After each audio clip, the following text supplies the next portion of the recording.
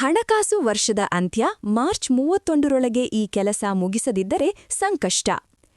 PAN ನಿಯಮದಿಂದ ತೆರಿಗೆ ಉಳಿತಾಯದವರೆಗೆ ಇಲ್ಲಿದೆ ಕಂಪ್ಲೀಟ್ ಗೈಡ್. ಪ್ರಸ್ತುತ ಹಣಕಾಸು ವರ್ಷವು ಅಂತ್ಯಗೊಳ್ಳಲು ಇನ್ನು ಕೇವಲ 1 ವಾರವಷ್ಟೇ ಬಾಕಿ ಉಳಿದಿದೆ. ಏಪ್ರಿಲ್ 1ರಿಂದ ಹೊಸ ವಿತ್ತ ವರ್ಷ ಆರಂಭವಾಗಲಿದ್ದು, ಅದಕ್ಕೂ ಮುನ್ನ ಸಾರ್ವಜನಿಕರು ಮತ್ತು ತೆರಿಗೆದಾರರು ತಮ್ಮ ಪ್ರಮುಖ ಹಣಕಾಸು ಕಾರ್ಯಗಳನ್ನು ಪೂರ್ಣಗೊಳಿಸುವುದು ಅನಿವಾರ್ಯವಾಗಿದೆ.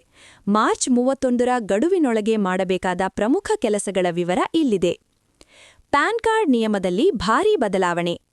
ಪ್ಯಾನ್ ಕಾರ್ಡ್ ಪಡೆಯುವ ಪ್ರಕ್ರಿಯೆಯಲ್ಲಿ ಏಪ್ರಿಲ್ 1ರಿಂದ ಹೊಸ ನಿಯಮ ಜಾರಿಗೆ ಬರುತ್ತಿದೆ.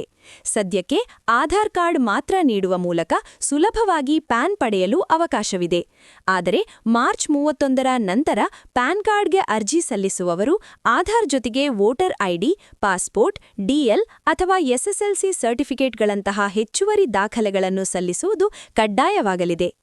ಸಂಬಳ ಪಡೆಯುವ ಉದ್ಯೋಗಿಗಳು ತಮ್ಮ ವೇತನದಿಂದ ಟಿಡಿಎಸ್ ಕಡಿತವಾಗುವುದನ್ನು ತಪ್ಪಿಸಲು ಹೂಡಿಕೆಯ ದಾಖಲೆಗಳನ್ನು ಮಾರ್ಚ್ 31ರೊಳಗೆ ತಮ್ಮ ಕಂಪನಿಯ ಎಚ್ಆರ್ ವಿಭಾಗಕ್ಕೆ ಸಲ್ಲಿಸಬೇಕು.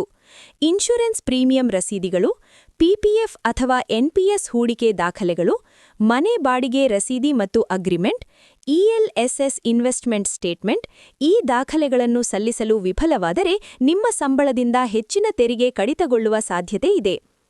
ಹಳೆಯ ತೆರಿಗೆ ಪದ್ಧತಿಯಲ್ಲಿ ಸೆಕ್ಷನ್ 80ಸಿ ಅಡಿಯಲ್ಲಿ ತೆರಿಗೆ ವಿನಾಯಿತಿ ಪಡೆಯಲು ಮಾರ್ಚ್ 31 ಕೊನೆಯ ದಿನವಾಗಿದೆ.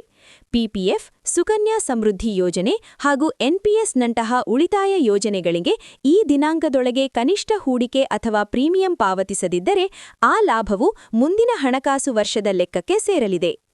ಇನ್ನೂ ಹೆಚ್ಚಿನ ಮಾಹಿತಿಗಳಿಗಾಗಿ ನಮ್ಮ ನ್ಯೂಸ್ ಕಡಬ ಯೂಟ್ಯೂಬ್ ಚಾನೆಲ್ ಅನ್ನು ಹಿಂದೆ ಸಬ್ಸ್ಕ್ರೈಬ್ ಮಾಡಿ.